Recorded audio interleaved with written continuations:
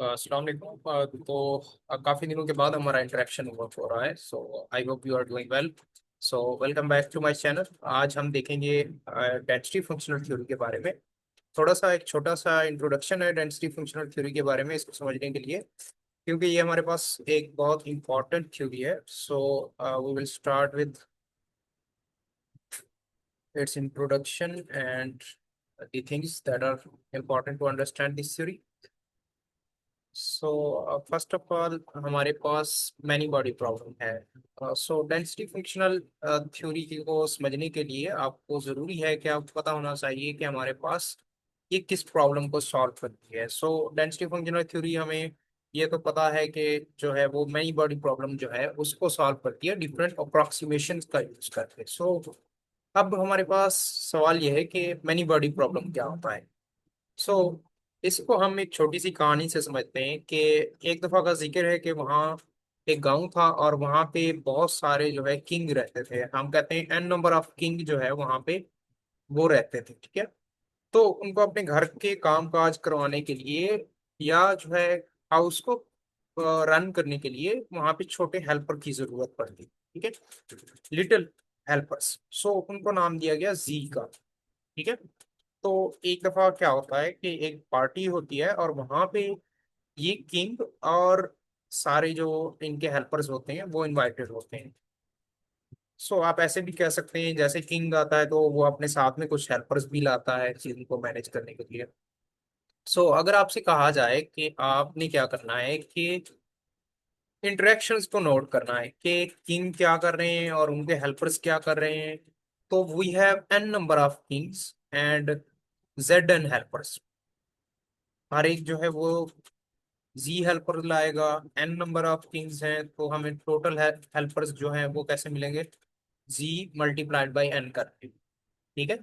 सो तो ये हमारे लिए काफी हार्ड हो जाएगा क्योंकि कुछ जो है वो किंग्स आपस में बात कर रहे होंगे, कुछ किंग जो है इंस्ट्रक्शन दे रहे होंगे अपने छोटे हेल्पर्स को कि ये काम करो वो काम करो, और कुछ हेल्पर्स आपस में बातें कर रहे होंगे।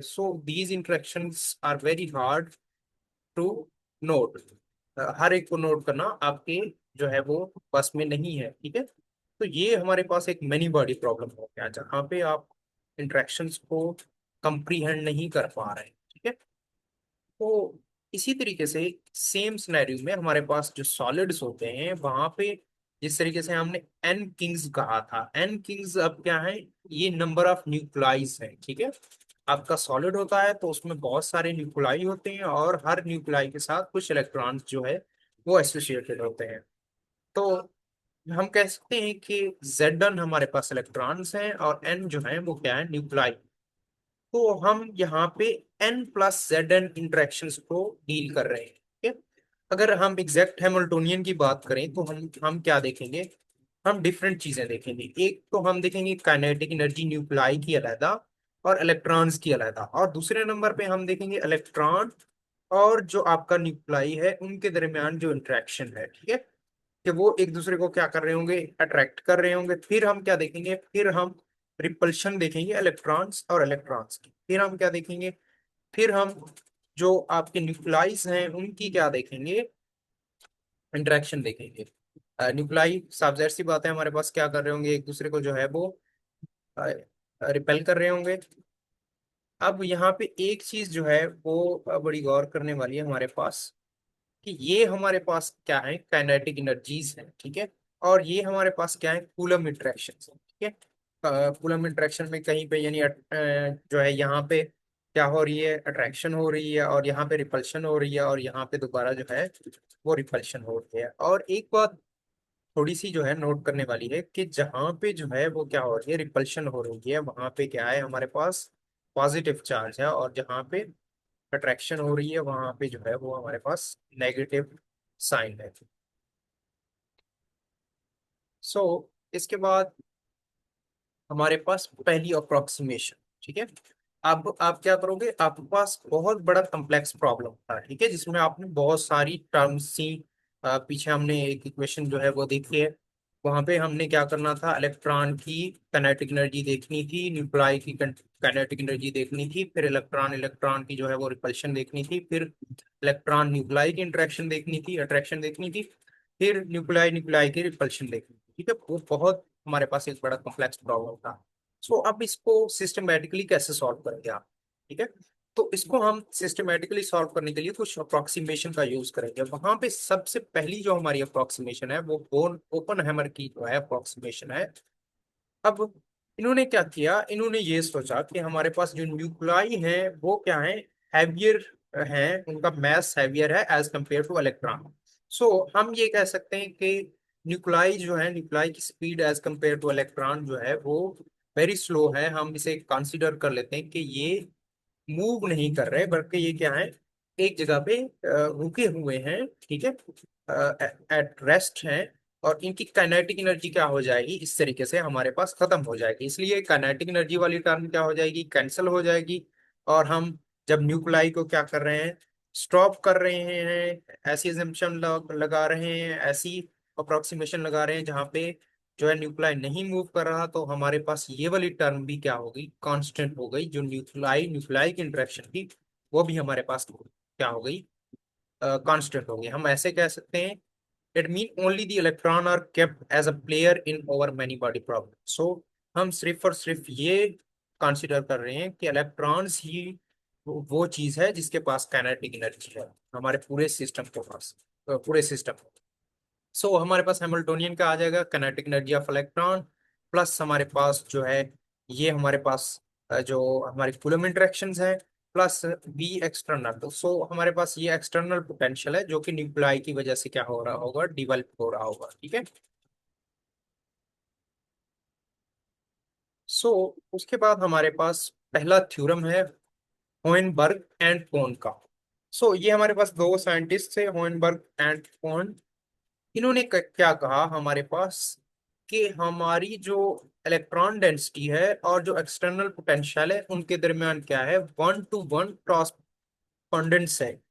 इसका क्या मतलब है, क्रॉसपोंडेंस का मतलब ये है कि हमारे पास एक स्पेसिफिक जो इलेक्ट्रॉन डेंसिटी होगी वो यूनिकली डिफाइन होगी एक एक्सटर्नल पोटेंशियल से। ठीक है, अगर एक एक्सटर्नल पोटेंशियल आपने कहीं नोट किया है तो वो सिर्फ हमें क्या, एक जो है यूनिकली डिफाइंड जो इलेक्ट्रॉन डेंसिटी है वो हमें दे सकता है। ऐसा कभी नहीं होगा कि आपके पास अगर एक एक्सटर्नल पोटेंशियल है तो वहां पे दो जो है वो क्या पाई जाए, इलेक्ट्रॉन डेंसिटीज पाई जाए।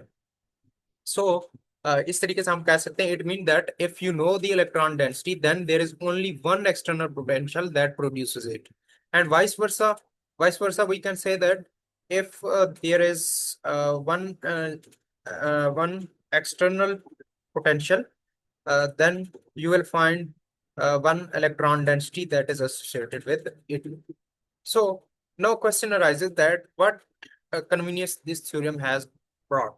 So अब हम ये सोचेंगे कि हमारे पास जो है ये कौन सा फायदा लेके आया। ठीक है, सो फर्स्ट ऑफ ऑल हम जब श्रोडिंगर वेव इक्वेशन सॉल्व करते हैं तो पहले हमें हैमिल्टोनियन की जरूरत होती है। हैमिल्टोनियन से हम वेव फंक्शन फाइंड करते हैं, वेव फंक्शन से हम फिर एक्सटर्नल पोटेंशियल जो है वो क्या कर सकते हैं, फाइंड कर सकते हैं। फिर उस एक्सटर्नल पोटेंशियल से हम क्या फाइंड करेंगे, अपनी जो इलेक्ट्रॉन डेंसिटी होगी वो। ठीक है, लेकिन होनबर्ग और कॉइन क्या कहते हैं कि आपको ये सारी झंझट जो है उसकी जरूरत नहीं है। आप क्या करें, सिर्फ जो है आप इलेक्ट्रॉन डेंसिटी फाइंड करें। ठीक है, इलेक्ट्रॉन डेंसिटी फाइंड करने के बाद जो है वो आप एक्सटर्नल पोटेंशियल जो है, एक्सटर्नल पोटेंशियल के साथ जो है वो क्या होगी, एसोसिएटेड होगी। उसकी मदद से आप क्या कर सकते हैं, जो है हैमिल्टोनियन अपना कंस्ट्रक्ट कर सकते हैं। ठीक है, हैमिल्टोनियन कंस्ट्रक्ट कर लिया तो फिर आपको जो है किसी दूसरी चीज की जरूरत नहीं है। यहाँ आप ऐसे समझ सकते हैं कि आपके पास क्या है, जब आप वेव फंक्शन का यूज कर रहे हो तो कि वेव फंक्शन आपके पास ऐसी बुक है जहाँ पे एक बहुत से खानों की रेसिपी लिखी है। ठीक है, लेकिन वो रेसिपी क्या लिखी है, बहुत ज्यादा डिटेल में लिखी है। ठीक है, बहुत ज्यादा क्या लिखी है, डिटेल में लिखी है। ठीक है, लेकिन हमारे पास जो इलेक्ट्रॉन डेंसिटी है वो एक छोटी सी बुक है जहाँ पे हमारे पास रेसिपी तो वही लिखी है, लेकिन उसकी थोड़ी जो हमारे पास इंफॉर्मेशन है वो भी हमें पूरी मिल रही है, लेकिन इतना ज्यादा जो डिटेल चीज है वो नहीं है। ठीक है। बनिस्बत के आप इस बड़ी बुक को पढ़ें जिसमें बहुत ज्यादा डिटेल में रेसिपी लिखी है, और फिर जो है अपना एक केक बनाए या कुछ और बनाए, आप क्या करते हो, एक छोटी सी जो है वो बुक पढ़ लेते हो, वहां से रेसिपी देख लेते हो और फिर अपना जो है वो केक बना लेते हो। ठीक है। तो इलेक्ट्रॉन डेंसिटी का हमारे पास ये फायदा हो गया कि इलेक्ट्रॉन डेंसिटी को हम ये समझ के कि हमारे पास एक एक्सटर्नल पोटेंशियल के साथ एक जो है वो क्या एसोसिएटेड होगी, यूनिकली डिफाइंड जो है वो इलेक्ट्रॉन डेंसिटी जो है वो एसोसिएटेड होगी। फिर उस इलेक्ट्रॉन डेंसिटी से हम बहुत सी इंफॉर्मेशन जो है वो क्या कर सकते हैं, कलेक्ट कर सकते हैं। ठीक है।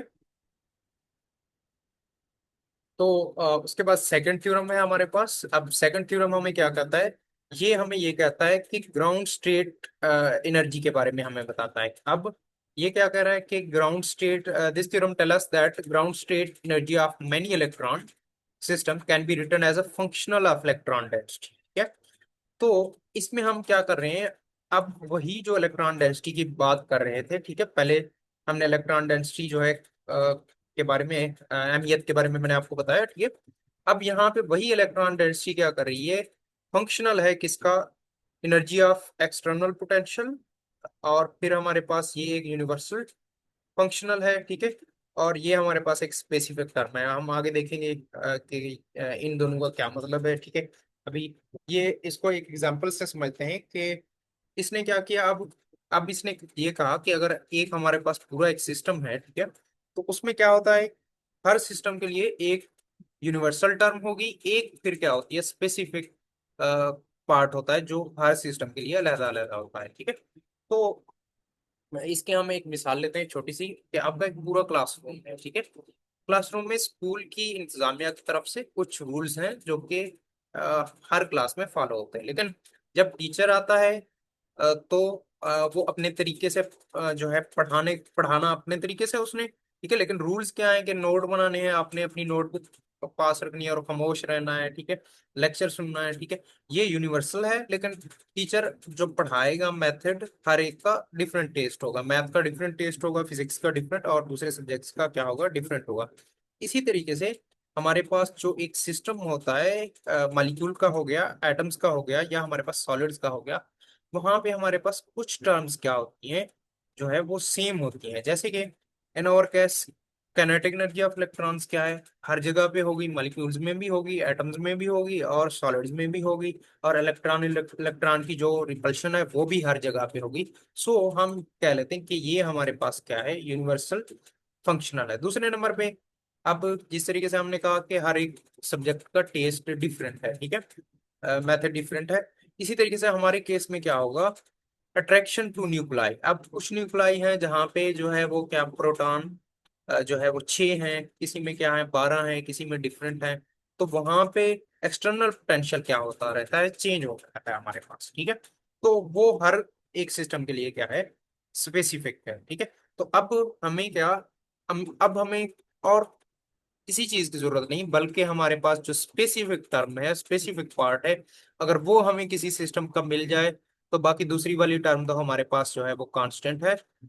अब ये हमारे पास एक आसानी लाया कि आपको बाकी किसी झंझट में पढ़ने की जरूरत नहीं है, बस आप जो सिस्टम स्पेसिफिक पार्ट है वो लाएं और अपना काम करें। इसके बाद हमारे पास जो है वो, अब की इम्प्लीफिकेशन क्या है। ठीक है।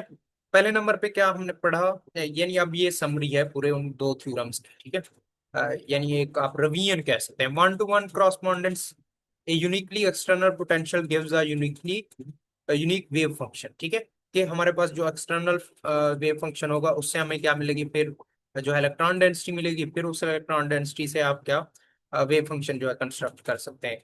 That wave function give us a unique electron density. ठीक है। उस इलेक्ट्रॉन डेंसिटी से आप क्या जो है वो वेव फंक्शन से जो है वो इलेक्ट्रॉन डेंसिटी कैलकुलेट कर सकते हो। ठीक है। अब जैसे अभी मैंने बताया कि रिवर्स आर्सो होल्ड, यानी अगर आपके पास जो है इलेक्ट्रॉन डेंसिटी है तो फिर आप एक्सटर्नल पोटेंशियल फाइंड कर सकते हैं, फिर उस एक्सटर्नल पोटेंशियल से आप वेव फंक्शन, ठीक है, वन टू वन का मतलब यही है कि एक दूसरे पर डिपेंड कर रहा है और दूसरा जो है वो पहले पर डिपेंड कर रहा है। ठीक है। अब what is this surprising.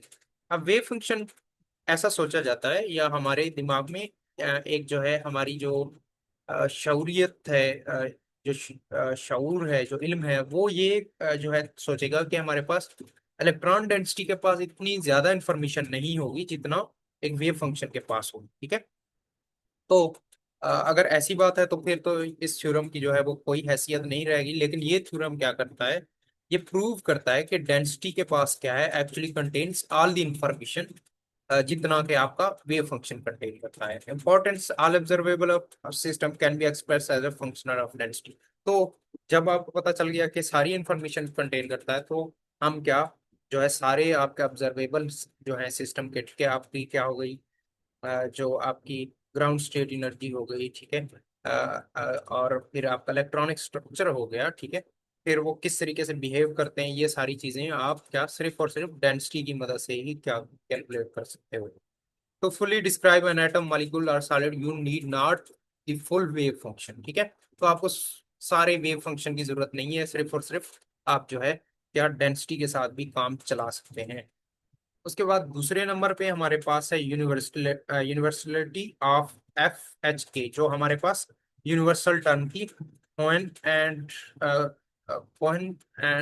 हॉइनबर्ग and Cohen की हमारे पास टर्म थी। ठीक है। तो इसमें हमने क्या देखा था कि हमारे पास कुछ चीजें क्या होती हैं सिस्टम में कांस्टेंट होती है, ठीक है, सारों में पाई जाती हैं। जैसे कि हमारे पास काइनेटिक एनर्जी ऑफ इलेक्ट्रॉन है, फिर इलेक्ट्रॉन इलेक्ट्रॉन की इंटरेक्शन है, फिर जो है ये चीज जो है हमारे पास एक्सटर्नल पोटेंशियल के इंडिपेंडेंट होती है। ठीक है। साफ जाहिर सी बात है कि जहां पे भी इलेक्ट्रॉन्स होंगे वो एक दूसरे को रिपेल कर रहे होंगे, या तो जो जो है वो कुछ वेलोसिटी के साथ या जो है काइनेटिक एनर्जी के साथ मूव कर रहे होंगे। ठीक है। सॉरी।